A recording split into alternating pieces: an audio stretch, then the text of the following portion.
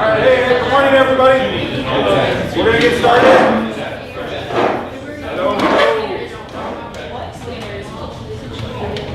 Hi, guys. How's everybody?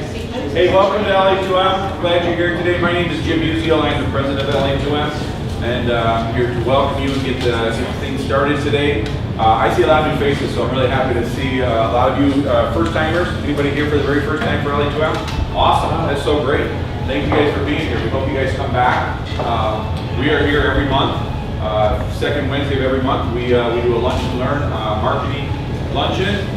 We've been doing this. We're finishing up our 9th year. So in the fall will be our 10th year of having LA2M events. And continues to grow. I mean, every time we sit there and go, hey, maybe it's time for a change, we just keep new people come and new faces and old faces, and it's really great to see you guys. So we're glad you're here today. LA2M, like I said, we've been around for 9 years. Started with just a few people getting together for lunch, a couple guys, some buddies, and talking about marketing ideas and sharing them. And that continued to grow over the years. We used to do it weekly. That got a little too much, so it's once a month. And we were downtown Ann Arbor for a long time. Hard to sometimes park, so it's great. We found a good location right there off the freeway. Parking's free. Lunch is available. So if you want to order lunch, servers coming around, feel free to order. It gets loud in here, so we're going to talk loud. We don't have a microphone, so chairs move around, people shuffle. So Kevin's got a pretty big voice, so I don't think he'll have any problem with that. Real quick program, we'll be out of here by 1 o'clock today, or we'll be done by 1 o'clock. We certainly don't have to walk out the door here. We have a room here. We hope you guys will network, get to know each other, say hello. Towards the end, after Kevin's done speaking today, we take a few minutes to go around the room and everybody gets an opportunity to stand up and introduce themselves if you'd like. Just say hi, who you are, where you're from, just so you can help connect. Hopefully before you leave today, you'll get a couple business cards. That's one of our goals of LA2M, is to not just share great marketing ideas and topics, but it's also to help network and help you guys get together and connect business-wise as well.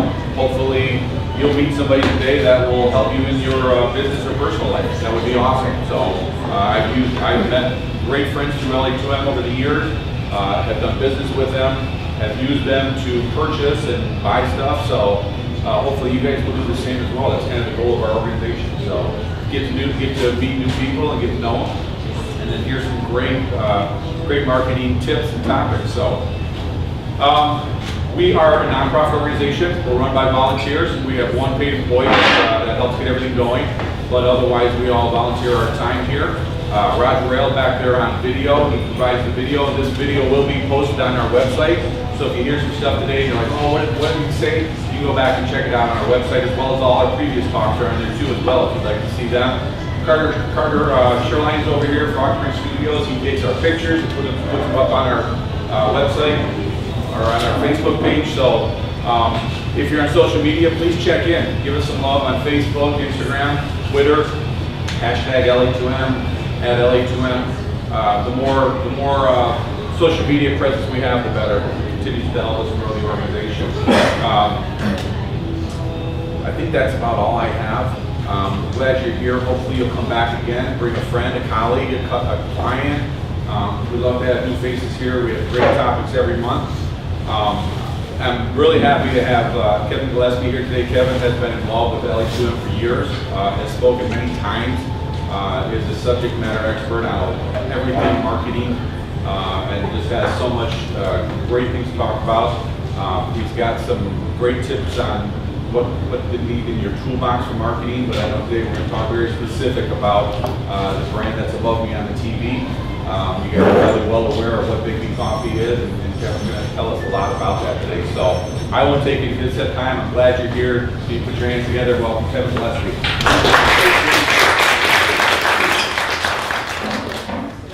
Fastball over here. Thank you, sir. I'm really glad to be here. I've been here a bunch of times. I love LA2M. I love marketing. I have a little bit of housekeeping. First of all, you notice the date on the sign is March 13th. Today voted on making March 15th BIGGBY Coffee. So it's their birthday, and they, I don't know if you watch, BIGGBY does all sorts of promotional stuff around their birthday. But March 15th, 1995 is when the BIGGBY Coffee started. Second bit of housekeeping, I am no longer at BIGGBY Coffee. No problem, nothing bad. I just like to do different new things from time to time, and I started at a company that's doing stuff I've never done before. So it's a company called Nationwide Video.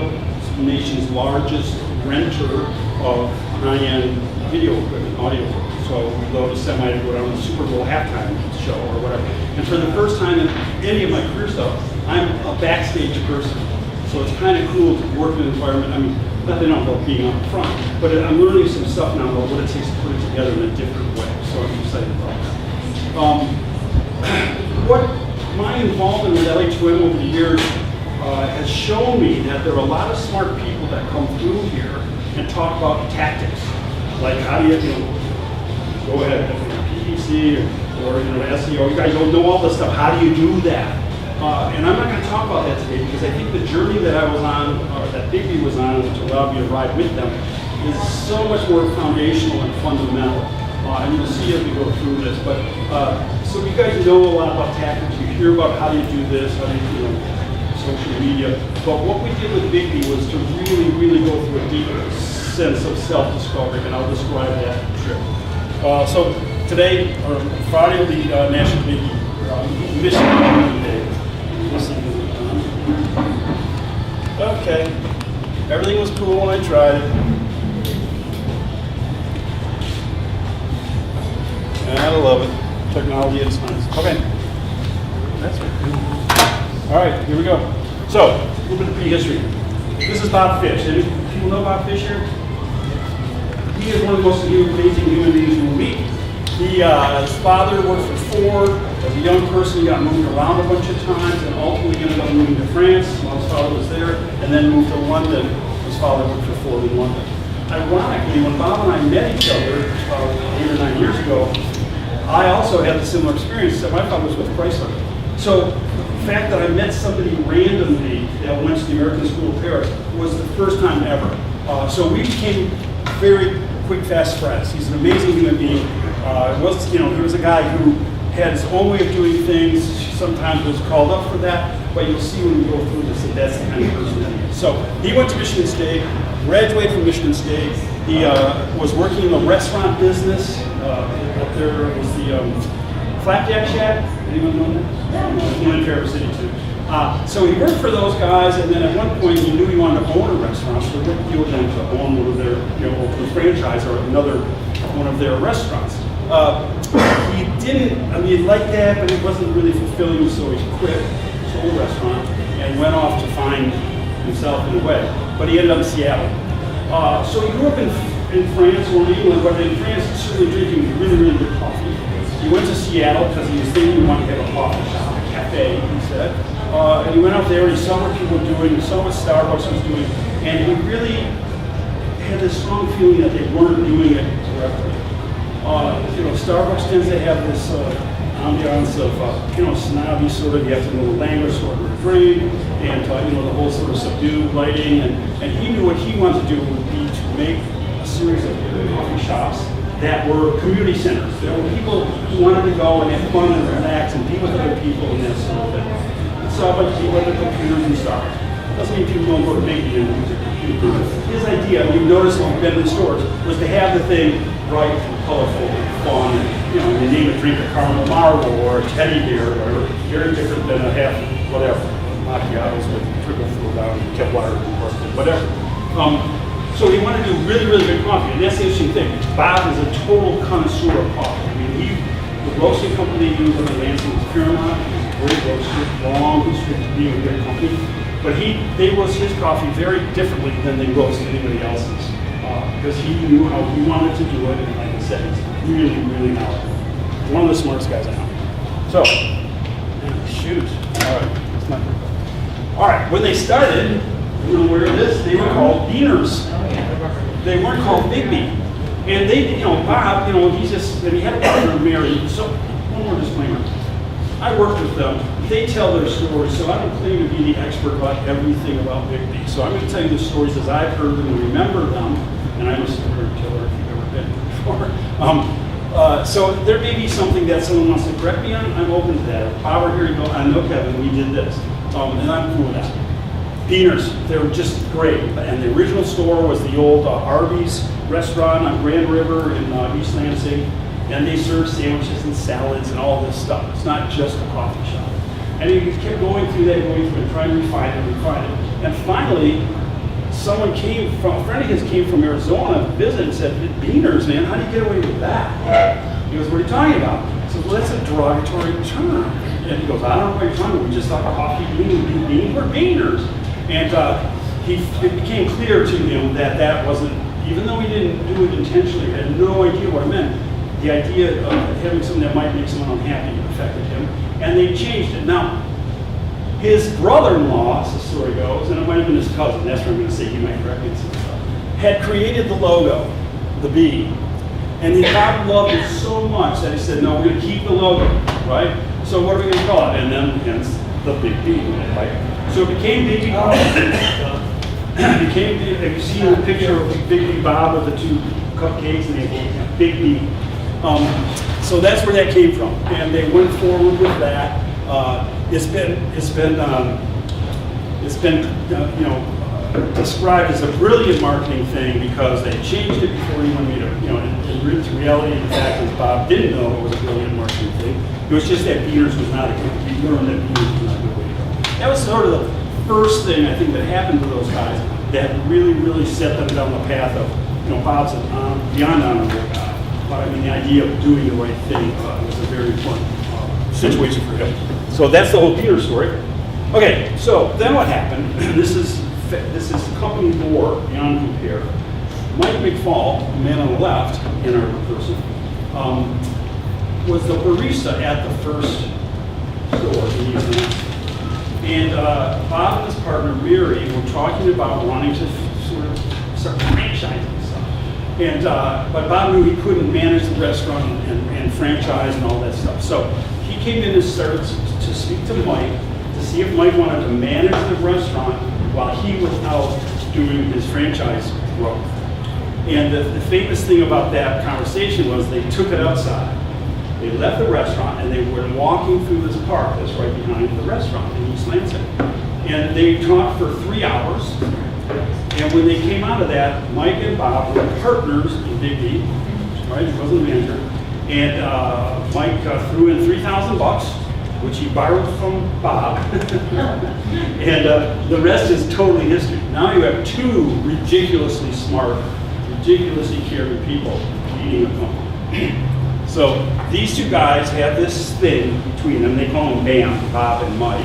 But everyone's around the home office says, well, what if BAM wants this?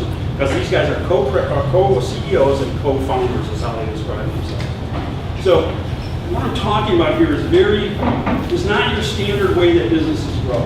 All this stuff is a little bit different. I mean, they have co-CEOs and co-founders, and the way they, they're equals on everything. I mean, the way they work is just amazing to watch. For instance, Bob and I did become very good friends, and as my relationship with them grew, with my engagement grew, it was never Bob saying, hey, Kevin's going to come and do this. He said, you have to convince Mike. I'm convinced, you have to convince Mike. I go, okay, that's cool. We go down to Xander's, we have a sandwich, we talk, and all right, great, let's do that. But I mean, neither of them would do something without the other person really buying in. In fact, I did some other work with them where they brought me in, and I'll describe my role because it really changed over time, to do a bunch of marketing work with them, but he wouldn't say to his marketing team, here's Kevin, he's going to work with you guys. He said, you've got to meet with him a few times. I'll suggest that they invite you in to see what you're about and all that, but I'm not going to tell him to work with you. I said, okay, that's cool. And we did that, and we worked together for a long time. So I, again, tremendous respect. So, I already skipped this. So there's the BIGGBY. So the logo is what drove the decision to call it BIGGBY. And we'll talk about that. Okay, so Fish called me in 2012. I was working at a company called Harvest Freight Services in Lansing, Michigan.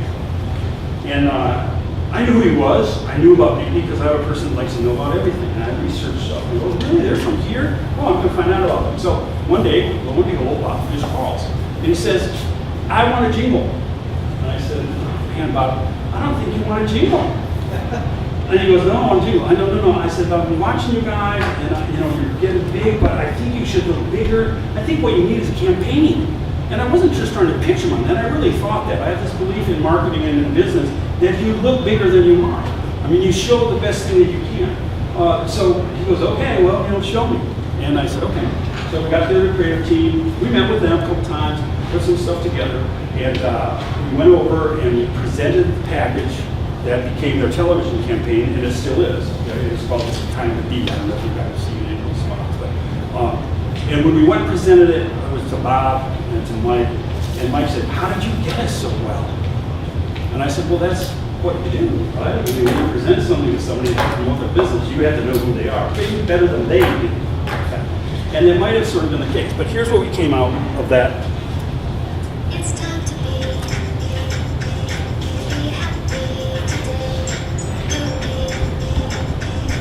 You'll be on your way to anything you wanna be. Just be yourself. You'll see it's time to be.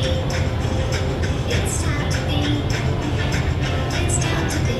It's time to be happy. Enjoy a BIGGBY salted caramel latte, hot, iced, or frozen. But hurry, it's only available for a limited time. It's time to be. So this was a huge success for them. They played it, they have local regional advertising areas. And the Detroit area, cup count went crazy when we built these spots. And the thing that was cool about these spots is we could they were all modular. We shot a bunch of vignettes of people, seasonal stuff, and we shot the drinks, and then we had a person that worked at Harvest was animating them together. So every time they changed a spot, or they wanted a spot for a certain area or a certain thing, we just had to change the cups. And maybe a scene, like you see there's winter stuff in that, but then, we can change that out. It was really, really a great thing for them because it meant that they didn't have to go out and shoot a million different commercials. We just went out multiple days and shot a bunch of stuff. And then when they called for it, we would editorially, we would put it together.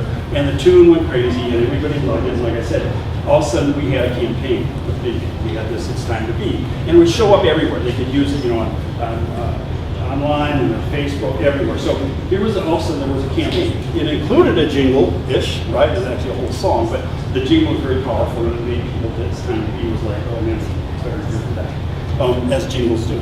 So that was a very successful thing that we did with BIGGBY, and I continued, even when I left Harvest, to work with them on this sort of collateral and asset.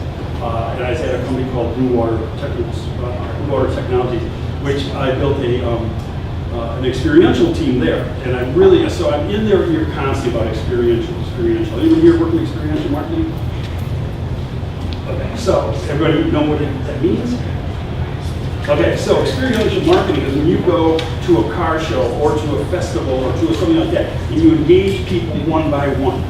And to me, who's always been in broadcast advertising, this was so exciting to me. This idea of dealing with people, converting people one at a time, not throwing a TV spot up and going, oh, I know that X number of people supposedly saw that, what was the result? But when you can engage people one-on-one with a product, the success rate, the cost of acquisition, well, depends what the activation is, but the cost of acquisition drops in some regards, but your knowledge of who you're getting to is really, really powerful. And like any other thing, we can measure stuff. We can start shifting the way you're approaching, or we work with Samsung, so we'd be all over the country at Coachella, Lollapalooza, anything, the draft, a basketball or football draft. And we would have Samsung would be doing stuff there with their new phones and devices, and we'd build games on them, or someone would think they're doing something, what they're really doing is ordering an ice cream, and when they get to the end of the thing in the tablet, all of a sudden there's a guy, here's ice cream, oh, I know. So the idea is getting people engaged in a product and rolling them in the product. So I was loving doing that. I was intrigued by how you build these experiences that people then, and then you use them as advertising tools or marketing tools. People don't really know they're being pitched in the same way. It's not like you're being on head. You're having fun. You're showing them how to do something. With coffee, it's so easy. You set up a pop-up or whatever somewhere, and you're just, want to try this, want to try this. It's like, and then you ask people, and you get their email. Oh my gosh, it's experiential to me is the most gratifying type of marketing or advertising. So I kept trying to tell these guys about that, and we talked about different ways to do it, and so then I left Blue Water. And Bob called me, and he said, this is when he said, we meet with the marketing team. Sorry, BIGGBY had engaged a company called Gyro. It's an agency in Detroit that does branding. And Mike McFall had been up camping on Wobbling Island, and some of the other people that were in the same campground, the same campfire, he met someone there that started talking to him about business and how you should run it, how good business is going, and how you can take care of people. And Mike came back from that and said, this guy's like a shaman, right? His name was Nathan Havey, and he's a big driver in the conscious capitalism sort of movement. And so they engaged Nathan, and they started talking about, look, we want this company to be a great company, we want to have a legacy, we want people to be happy. What had happened was someone had left in the middle of the night, signed a note saying I can't work here anymore because it's too this or too micromanagement, whatever. The bottom Mike sort of, whoa, we got something not right here. So they engaged Nathan, and then they engaged this agency, and then they went through this process of deep brand understanding. And they asked me to be involved in that on the panel. So what happened was they got a group of people, some from BIGGBY, some from outside, some from the industry, some from now. There are about 10 of us. And Nathan was one of those. And they sent us all a bunch of homework. This is only one little page of it. And they had all these exercises we had to go through to, like BIGGBY, of these four, which one makes you feel most like BIGGBY, right? Here. And you would pick it or whatever, and at the end of the thing you'd have, there were 20 pages, and you'd have 20 images that you would pick. And they would count those and sort of line them up and analyze who voted for what. The whole idea was BIGGBY Coffee wanted to know what their real values were, like who are we for real? And they wanted to know who their customers are. Who do they think we are? And we sat there and analyzed all of them.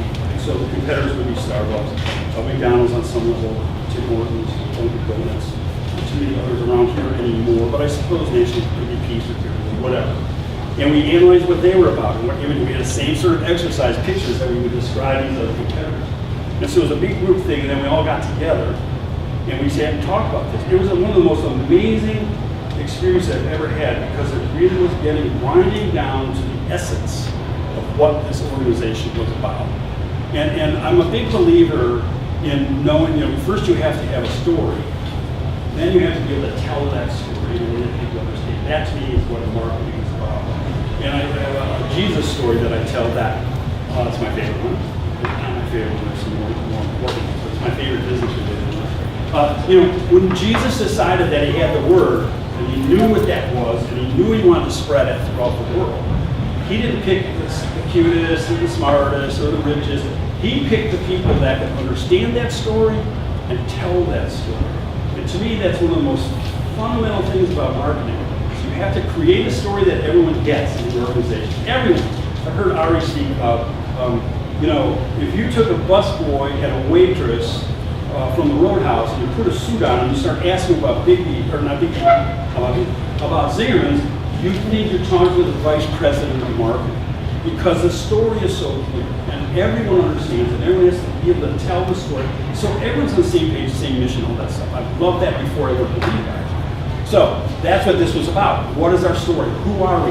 Why are we imperfect in these places? Why are we great in these places? And finally, after about 6 months of doing that, they had a position. They had a flag in the ground, and the flag in the ground was basically that BIGGBY Coffee exists to love people. And you tell that to people, they go, yeah, so does Subaru, right? No, that whole Subaru love thing, that's nothing. This is an organization that's committed itself to existing to love people. And so how do we do that? How do we language or amplify that story? Like, now we know who we really, really are, and who we are is super cool. I mean, as far as I'm concerned, I don't think, I'm a kid from the 60s, but I don't think you can do anything better than committing to just loving people, right? So I was on board completely. So we took this deep dive. Then the marketing team was comfortable with me, and they brought me aboard to talk about how are we going to talk about this commitment of existing to love people. And I said, well, it's got to be sincere. I mean, hours of what does that really mean? How you have to be authentic. You have to be able to take every message that you're putting out there, and you have to put it through that filter so that people understand that you're for real. Because even if you're for real, that kind of message in business is not a very easy one to run with or an easy one to describe. But just from working with two owners and other people in the company, they really meant it. And it was something that, okay, we exist to love people. Now, how are we going to act in the world to show people what that's about? So I produced this,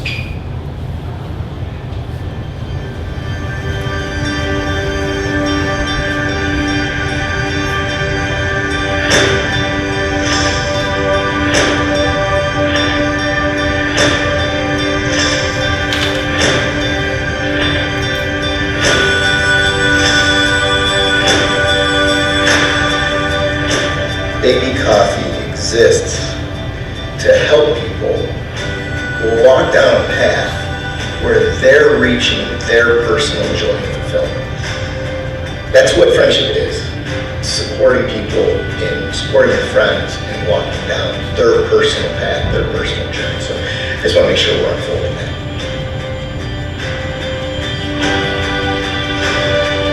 What we had in our hands was a cafe that became sort of the center of community. And when you saw all these people coming together in sort of this one place, it wasn't by accident. We clearly built something inside those four walls that was a community. Because it's not just about pretending like you like people or pretending that you love people. It's about really showing them that through this cool medium of coffee, we get to make friends with everybody. It's all about being real, really reaching out, really loving what you do, really loving the coffee, and really loving the people who come in to buy it. My favorite thing about life is love, relationships. And when they walk in, they don't feel like they're walking into a coffee shop. They feel like they're walking into a friend's house. When I got to BIGGBY and started really seeing how different it was in the way that me putting on a smile and acting completely ridiculous actually made people's lives better. Because I'm leaving my family to come up here to work at BIGGBY. To me, BIGGBY is my new family away from home. It's just a happy place. Wakes me up, perks me up. I always walk out in a better mood than I walked in. It's changed me in the sense that I get to encourage people because I'm an encourager. I get to love people because I love people. I get to have fun because I'm silly. And it's okay to be silly in BIGGBY world. It fits everything about my character that I want to be. It's changed my world. I don't have to pretend for anybody. I get to just be you. BIGGBY became this place where it mattered who you were, and you could come in here and be exactly you. We love you for who you are. Bring that. Tell us who you are.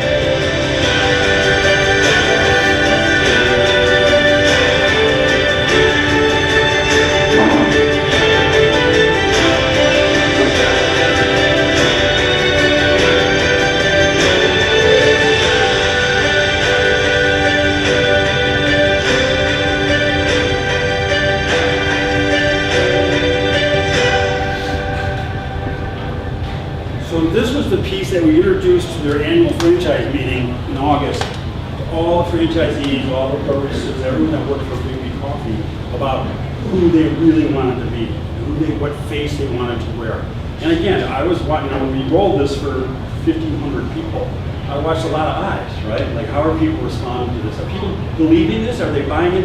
And you're always going to have people in a group that go, oh yeah, sure, it's silly. But the fact of the matter was, this was a group of people who all had a common mission, and now it was fine. Now they really understood that, you know what? We aren't really in the business of selling coffee even. We're in the business of making people's days better. Yeah. And it became such a feeling, and so that permeated the conversation you have with anybody at BIGGBY Coffee. And that whole idea of putting it through the filter of we exist to love people. I mean, I would stand back and go, it's working. I've seen it happen a couple other times when we implemented, that kind of identity thing.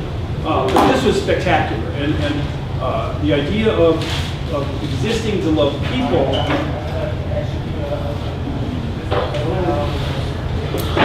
became the language of the company, and everyone knew what that meant. Everyone knew that we were there to make people that worked there happy, people that came in happy, the families of people who came in. The whole idea, and again, it goes back to the original thing that Bob and Mike did with, the Butterbear and, all the different drinks that they did that were friendly and welcoming and, just sort of, a different thing than the cold, or even the chummy sort of Tim Hortons stuff. I mean, these guys really wanted to build, local community centers and move on from there. So this was part of the brand book that we built. After we did the brand manifesto, as we called it, we came up with this brand book, which was how many people have seen the Quicken Loans Isms book? Okay, find that book. Okay, this is Dan Gilbert's sort of manifesto. It's called Isms, Quicken Isms, And it's grown over the past year. And I worked for years. I worked with them on that a long time ago. It's an amazing little simple book that says isms. Here's what we are, right? And I won't go through them. I'll let you find it. But I think there's 14 of them now. And it just talks about here's who we are. Like one of them is put a fork in it. Like when you're working on something and it gets to a point where it's done, just admit it's done and move on. You know, I mean, very, very sort of common sense stuff with support to it on how they came to that vision. It's fantastic book. But we copied that, derivative, and built the BIGGBY brand. It was basically the same thing. It talks about who we are, why we do what we do. And I think one of the best things in any kind of marketing or any kind of company development is talking about the why. I mean, you probably have heard that thing. The why is way more important than the how or the what. You know, if you can't talk to people about why you're doing what you're doing, then what you do loses a huge amount of impact. So the whole idea of why BIGGBY Coffee exists, and that's why the word is in there. We exist to love people. And the marketing statement, it's outlandish. It has to be explained because so many people go, oh yeah, sure, like soon. But it was a very, very important move, and now it permeates the whole company. So what do you do then? After that, you figure out ways to tell that message and amplify the message. And since these guys have been working with Nathan and Haley on the whole conscious capitalism thing, and really that's what turned them into the company that they now are. They were interviewed by Conscious Company. It was a big magazine for that. And if you can find this, it's online. It's called Conscious Capital Company. I don't remember what month this is. I'll tell you. Oh no, I won't. But you can go to Conscious Company website and look through the issues of the magazine. It's there, and it's an amazing article. It's many pages long. But one of the most amazing things about it is how upfront and candid that these two guys are about the failures that they had, the mistakes that they made, and now why they're where they are with this thing about caring about people that much. It was a brave thing for them to do. Again, it's outlandish to say we exist to love people. It's a brave thing for them to do this article because it does talk about stuff they did wrong. It does talk about the fact that they were like these bosses. They were completely the bosses. I mean, no one would do anything without BAM certifying it, right? And then they got to a point where they built their offices, their own personal offices, way back in the building, because they wanted to isolate themselves from the people. They wanted their people to start making their own decisions and supporting those decisions. Whereas the culture before that didn't allow it. Bob and Mike were pretty much in trouble. So they went through this whole big change. An amazing article about an amazing company. And again, the why side of it is like the most amazing thing of all. So then they made another step. And this one I think is even cooler. They committed to doing everything they could do to provide everyone who works at BIGGBY Coffee, or BIGGBY Nation as they call it, could build a life that they love. They wanted to commit that anyone who had worked at BIGGBY Coffee, if they worked there at least a year, could walk away saying, I'm a better person for working there. If they stayed there a long time, the idea of building a life that you love, again, is a cultural icon that saturates and is everywhere. Everything they do is about helping people enjoy their lives and build lives that they love. Again, it sounds weird, but man, when you hang out with these people, forget about it. I mean, that's what you're feeling is, okay, great. And then some of the things that we worked on things, they were so amazing. They would go, let's do a 1-year plan, a 5-year, 2-year, whatever. We worked on initiatives that we're probably going to see for 5 years, right? They're just brilliant. And if we couldn't get it done in time for September because there's something, well, we'll wait till next September. And like being involved in broadcast or marketing of any kind, to be able to have someone say, nah, we'll wait another year before we do that. I mean, the vision these guys had way up. So the next step of this whole help everyone build a life that they live became a very important part, and then we did this little video with Mike. My name is Mike McFall. I am co-president and co-CEO of BIGGBY Coffee. And I started as a barista in our very first store. Worked a morning shift. I showed up at 6 a.m. and I worked until 2 p.m. Monday through Friday. The beauty of being a barista is the day in and day out relationships you build with the customers and getting to know them and getting to know their kids and and knowing their stories, it's like truly they become friends of yours, right? And so I want to thank everyone who's involved in BIGGBY Coffee, anyone that has ever been involved in BIGGBY Coffee, because it's the people within BIGGBY Coffee that make it what it is. We love our baristas. We love the interactions our baristas have. We love everything that you've contributed as a barista. And for people to know how much we appreciate what you and what the baristas have done for us in developing a culture inside of our organization that truly does exist to love people. So if you're interested in being a part of this, we'd love to have your story. If you could go to love.biggby.com and share that story, we would really appreciate it. I would really appreciate it. That allows me to get to know you better. And I promise I will share more stories out there too, and so you can get to know me a little bit better. And then when we know each other better, we can work together to build a company that supports all of us in building a life that we love. So, now there are 280 stores. I think they're the fastest growing franchising in America. 280 stores, I think 40 or 50 in development. Stores, they start in East Lansing, so all over, through like the I-94 corridor or whatever. But it went from there. Michigan State's a cool school from the standpoint, much like Michigan. The attitudes and the heart of it all is very big. So people would leave here and go work in North Carolina. They don't have a BIGGBY here. And so now there are BIGGBYs in North Carolina, Florida, many in Texas, Kentucky, I think Kansas City, Missouri, up into Wisconsin. I mean, it's spreading, and it's spreading with the same feeling that people care about people. And that is just an amazing business thing. Now, are they making money? Oh yeah. People are capitalistic and they're making dough and it's all good. But the fact of the matter is, their motivation and their driving mentality is about loving people and taking care of people. So, again, it's not, we didn't talk very much, we saw some marketing examples and clever stuff, but we didn't talk a lot about, actual tactics. If you want to discuss that, we're happy to do that instead of like doing it. But if you guys could just walk out here understanding that two things. One, that loving people is awesome, and I'm really living that, which I'm sure you do. But two, and maybe more importantly for this organization, that understanding who you are as an organization and making it really, really solid in terms of a statement, and then making sure that everyone understands, everyone in the organization understands what it is. Then go out and start telling the world what it's about and start marketing and doing advertising. But if you don't have that kind of understanding of who you are and why you're doing what you're doing, then you won't have the same kind of maximization or the same kind of impact with your message when you go out there. Like I said, every advertiser in the world has a different slogan every month. Why would say money with us, but everyone would say we're the best this, we're the best that, best service, fastest, whatever. But if your story, if you don't have a story that's really powerful and you don't understand it, you won't be able to move with the same power that people like this do. So go out and figure that out. That's the smartest thing. That's my story for today. Cool. Thank you very much. Kevin, if you're open, we've got some time for questions. Does anyone have a question they'd like to ask Kevin? And if not, I'm going to start.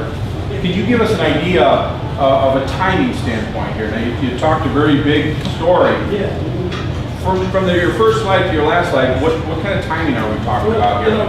When I was working up in Lansing, so I'm from here, worked lots of companies around all over, and was working up in Lansing, and I said, well, I'm going to find out who business-wise lives around here, and maybe talk on this one. So I started studying that, and researching, whatever the big companies were. That was in 2011, 2012. So, again, and I can tell this story very linearly because that's how it really happened for me. So, in 2012, when before that BIGGBY mostly did sort of ad hoc advertising stuff, people would make videos of their coffee cups and send them in, and they just put those on Facebook and stuff. There was no real consistency or brand statement or brand standards that they used for their marketing and everything. Internally, there were. Their brochures or their cards in the stores all were brand standardized, but in general, from an advertising marketing standpoint, very little was consistent or so then when we came up with this, you know, the No You Don't Want to Jingle thing, we started this campaign, and like I said, those spots still run. So that's pretty good life. Now, you know, maybe people are sick of them, like, you know, I don't watch very much commercial television, so, but whatever commercial makes you sick, you know. Maybe people are tired. I don't think so, because we change them up enough. And the jingle, while sort of, you know, plays a lot, it was written by people that are really good proposers. So I don't think there's any lack of quality in that. So go forward from there, then it was a transformational experience. So, and, you know, now, I mean, the thing they're doing now, they have this concept where they're using they look sort of like containers, but you can have, if you have a parking lot somewhere that no one's using, you can put one of these BIGGBY stores, and it's small, it's tiny, and it's not really a sit-in thing, it's a drive-through. But it's like a little drive-through, you put it on a small pad or in front of a theater or something, and that becomes your BIGGBY store. That's ground changing, right? I mean, all of a sudden you can own a coffee shop that's, well, and we go out North Territorial Road in Dexter and see Bear Ball Coffee, okay? Or there's another one right at North Territorial and Pontiac Trail called the Follow. Little tiny coffee shops that people just in the morning, they just drive through. So it's not like they invented it, but they invented a system of how do we set up this sort of situation where people can have coffee shops that just pop up and they're easily moved. So it's not like they have to have a building that you have a big expensive building. So what I'm getting at is they're really learning how to use who they are and what they want to do for really innovative sort of things. And that's why, you know, this other thing we looked at being Michigan Coffee Day, BIGGBY Coffee Day. You know, it's sort of silly, but that's because that's who Bob and Mike are. They talk to everyone, they know everybody, they know what communities are about, super supportive of communities. Part of what, you know, every BIGGBY Coffee owner has to, you know, have some community activity, and that's some of the stuff we've designed. There'll be more things coming out. We're going to see several stores doing that. Our home office created, but some of these stores that are just, I mean, their own ideas about community outreach and taking care of people in communities, just really. So the thing I just talked about today was 7 years worth of, you know, starting with a little tiny, you know, seedling, right, of like, who are we going to be, and then turning it into, and then manifesting that in everything we do. It's fantastic. They're really good. Any other questions? Can you talk a little bit about their social media strategy? It seems Sure. like the storytelling would be very Absolutely, and they have a couple people on staff. They run a really lean ship, first of all, but they do have a couple people in what they call their brand sphere. They don't have like their org chart is like Venn diagrams. They have spheres, right? They have a brand sphere, they have a bond sphere. So it's a very interesting way to look at it. But yeah, their social media thing is to touch people, right? So they collected a lot. So individual stores can put up individual stuff, but they try and set out sort of ideas of how they should be. And we, when I was there, spent a lot of time shooting testimonials from all sorts of people, because it's all about people. And if you start looking at the billboards, not social media, but billboards are huge to them. Forever, all they would have on their billboards was bricks, because that made a difference. If you showed the new, you know, Cinnamon Spice in September, also they sell billions of them. Now all the billboards have people on them. Because the whole thing about existing to love people turned into a, like, we want to celebrate the people that work here. So you see lots of smiling baristas and, you know, franchise owners and that sort of thing. Back to social media. Very active, very inviting, very much asking people to join in. Lots of event-oriented stuff. So we'll take a step back and visit them. Lots of coupons, right? So their social media thing is lots of promotional stuff. Tons of it. But it is also about, you know, having smiling, friendly people. They do a big deal every year about the barista of the year, store of the year, lots of recognition at their annual franchise meeting, and those people get celebrated for the whole year. So it's really about identifying, like, so you go into the store up in, she's not there now. She was so successful, she was barista of the year that now she's working at the home office. But, you know, when she was the barista of the year, you would see her everywhere. You know, this smiling, beautiful person. Yeah. So that answer your question? I'm sorry. Does that answer what you're asking? Thank you. I guess I'd be curious to learn how their strategy in engaging franchisees changed. So I don't know if you know a lot about franchising in general, but if you're a franchise company like BIGGBY Coffee or any other one, you have two clients, right? You have your people that are buying coffee, and you have the people that are buying your franchises. And it's a very, very complicated way to go about messaging, because whatever you send to the people out there has to also ring true with the franchisees, right? And the same thing. So that's a really great question, because before this transformation, there's the service department and the sales department in auto dealership. I don't know if you've ever worked in a car dealer. Those people will never see the same goal, because well, they do this. Oh, they are waitresses and I don't know. Any industry has these things where people's goals are not aligned. Certainly in a franchise organization, you have that problem tenfold, because you have two business people, and one really needs this business person to do this in order for him to make money. And as soon as this guy has to pay the franchise company, he's not making as much money. So it's complicated. But they also realize that that's who they had to please as well, right? And they're existing love people, but they have to love their franchisees too. And so they made a big effort to draw them in more powerfully, right? And understand. In fact, at one point, I think this, I can talk about this. At one point, they cut off franchising because they had a lot of franchises in Michigan, and they just, they didn't want to make anybody angry or sell to so-and-so in the town, so it took a long time to figure out what the franchising philosophy was going to be about, and then they opened it back up again. The criteria for who they selected. So, in one sense, anybody with X amount of dollars and some experience can open up a franchise, right? Did their qualification of that franchising change at all? Or how did that impact that? I'm sure, just being straight up here, there were people that didn't like Bob and Mike, and there were people that were maybe necessarily the best franchise.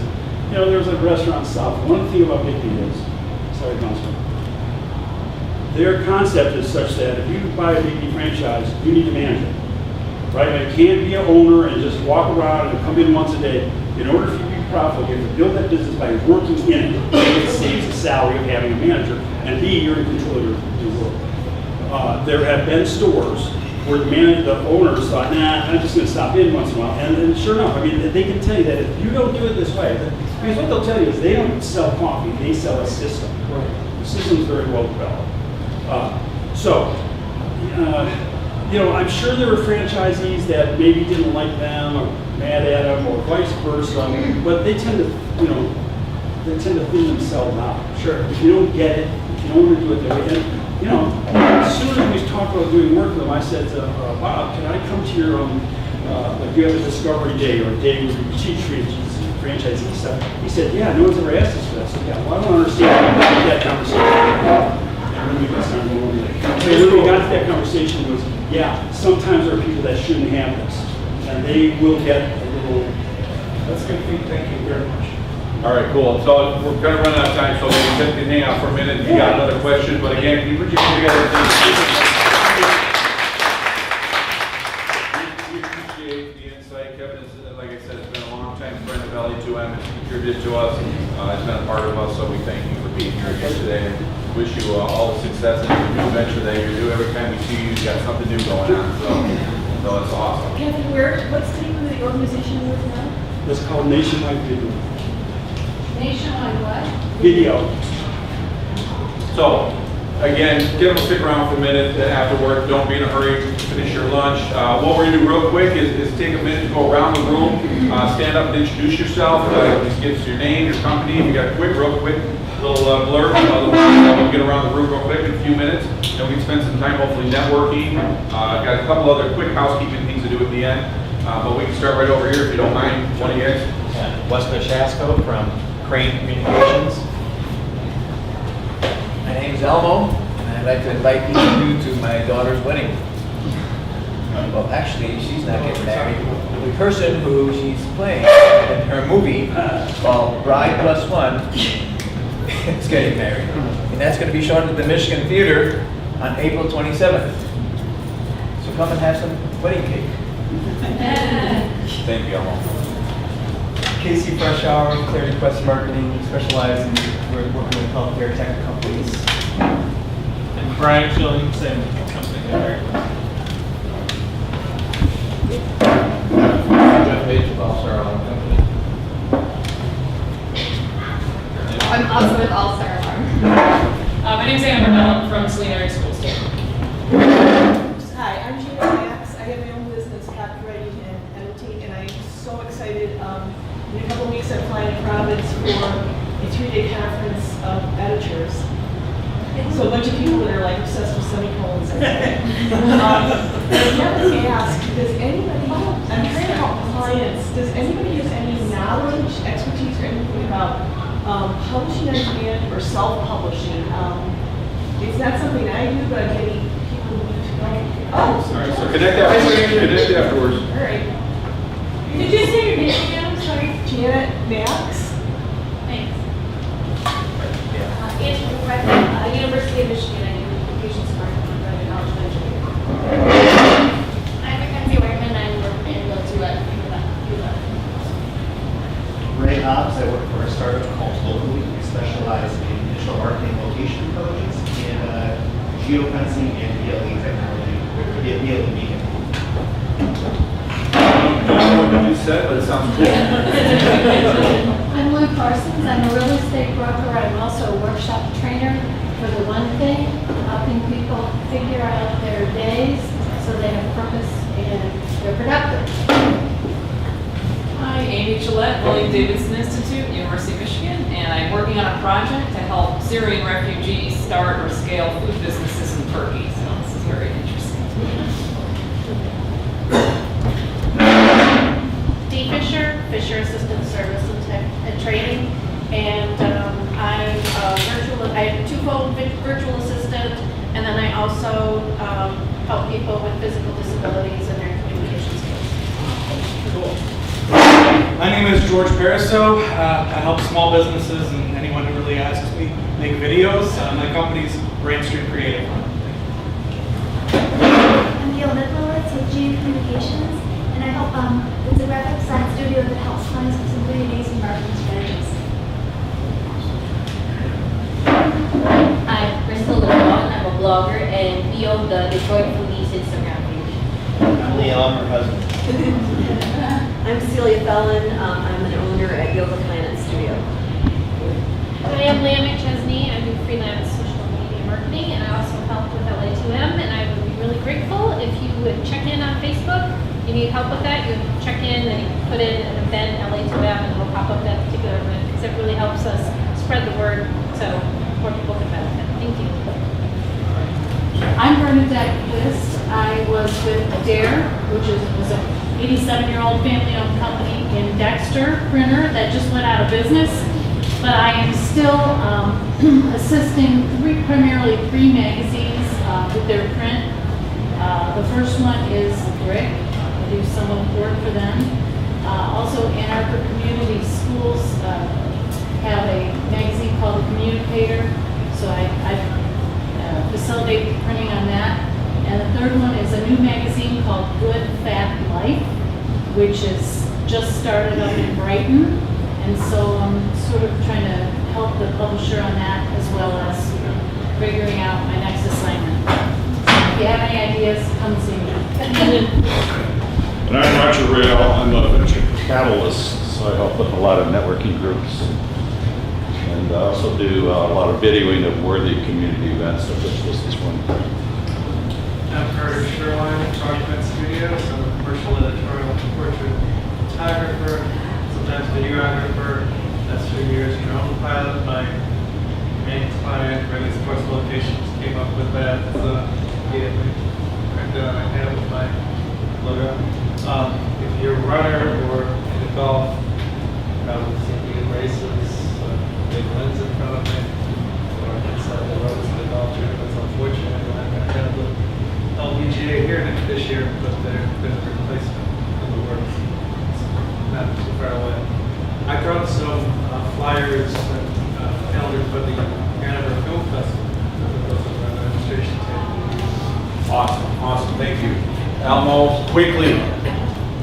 In the front of my t-shirt shop, I'm Elmo and I also print t-shirts. In front of my t-shirt shop on Liberty Street, what do you think it says on the awning? Elmo's t-shirts. Elmo loves you. There you go. Did you want to say? Oh, I'm getting there. I'm getting there. Oh, good. Hold on. My name is Jim Musial. In addition, I'm sorry I failed. Leah back there is part of the organization as well. Corey, Stacy, Matt. Unfortunately, I think they're all on spring break, and some warm climates, so they're not here today, but we have a great group of volunteers that are on the board of directors for LA2M. If you're interested in helping LA2M, we'd love to have more people involved in the organization. That's how we continue to be strong, continue to grow. Certainly see one of us if you'd be interested in helping out with the organization. A couple last things. One, I failed to say at the beginning, we exist because of you guys coming here, so we appreciate you being here. Please come back again next month. We'll have another great topic. We have one of the owners from AFC Ann Arbor, the football club, coming in and speaking next month. It's the second Wednesday of every month at lunch. We also exist because of great sponsorship. BIGGBY Marketing, University of Michigan Credit Union, and 3.7 Designs. Those are three of our annual sponsors. We also offer monthly sponsorship. If you or your company would like to sponsor a month, you get the opportunity to come up here. You be a part of the email campaign that goes out regarding that month's speakers, and you have an opportunity to speak in front of the group for a little bit on your company. If you'd like to do that, please see one of us as well. Last thing, we got the opportunity, Leah facilitated us getting some free marketing books. And we had a little campaign last month through Facebook that Celia won, so thank you. We appreciate that, but we also have another book that we are giving away today to you guys. And for those of you that put your business card in there, there's a sign, hurry, George. So Kevin is going to pick a card, any card. Look, he looks up there at Desmond. Two of hearts. Two of hearts. And it is going to Angela from the University of Michigan.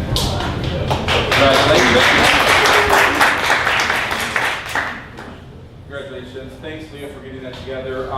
We tried to do, again, one thing. We love coming here and just being together. Hope you come back again. Bring a friend, a colleague, bring a client. You guys can learn together. It's awesome. It's a great group of people. We continue to grow. If you're not getting our email, certainly go to our website and you can just a couple clicks on a button to sign up for our newsletter that comes through via email. We don't send junk email. We don't sell your contact. It's strictly just for us to send you information about our organization and the meetings that we have each month. So if you'd like to stay in touch with that, again, social media, Facebook, Instagram, Twitter, we're on all of those. Give us some love on those. We would appreciate it. We sell our tickets through Eventbrite and also cash at the door. We'd love to have you guys again. Thanks for being here. Kevin, thank you again for speaking today. Again, finish lunch, take some time to network and get to know each other, and hopefully we'll see you again next month. Thank you guys.